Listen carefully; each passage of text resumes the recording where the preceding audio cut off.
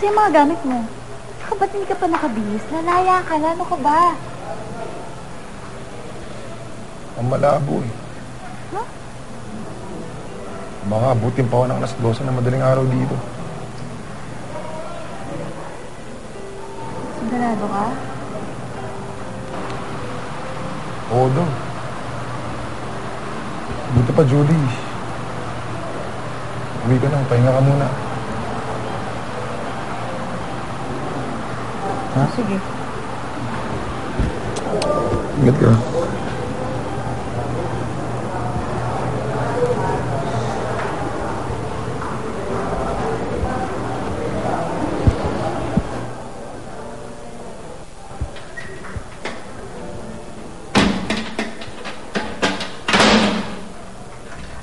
Ang sabi ng superintendent, ang October 31 na aking definite nga sentensya, hanggang alas 12 pa ng gabi.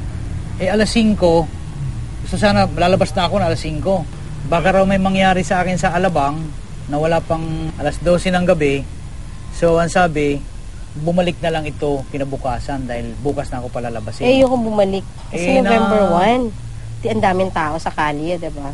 Yung bumalik.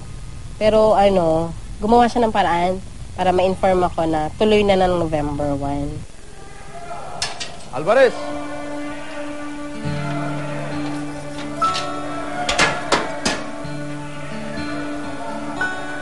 Congratulations! Malaya ka na. After 20 years ba? Opo. Boss, salamat ah. Sige.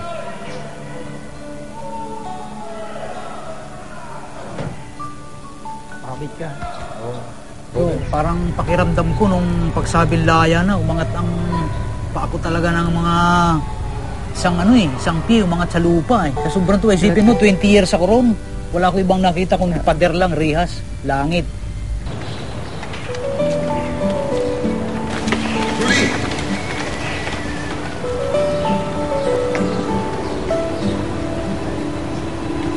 Magkaibang mundo, ika'y naroon, ako'y narito.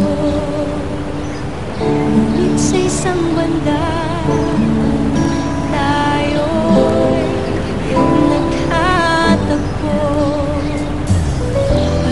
Panahon minsa'y matamis, minsa'y mabait.